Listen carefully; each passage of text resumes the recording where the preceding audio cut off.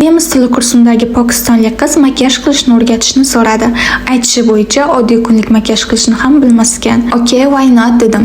Lekinguncha bo'sh o'tirmasdan darsimni qilish uchun kutubxonaga otlandim. Chunki uyda dars qilsam juda ham tez chalg'ib. Qizlarning eng katta problemalaridan biri bu kiyim tanlash. 10 soat o'ylab o'tirib shuni tanladim. Germaniyaga kelganimdan beri sharf mening ajralmas aksessuarimga aylangan. Sephoradan bitta krem olgandim. Unga qo'shib Versace'ning shunaqa probnikini qo'shib beribdi. Yaqinda 14 fevral yigitidan bizga duh yozsin deganmi bilmadim, erkaklarning atrini berib yuboribdi. Lekin opa bilmaydiki, mening yigitim yo'q. Odatda murskoy duhlar yoqardi, lekin bu safar yoqmadi. Chunki hidi juda ham o'tkir ekan.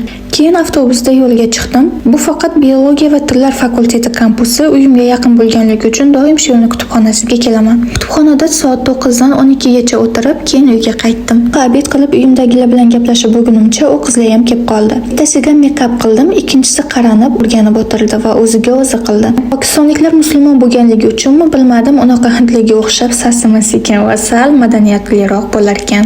Esa men qilgan makiyajning final ko'rinishi, o'zingizlar baho beringlar qanaqa chiqibdi.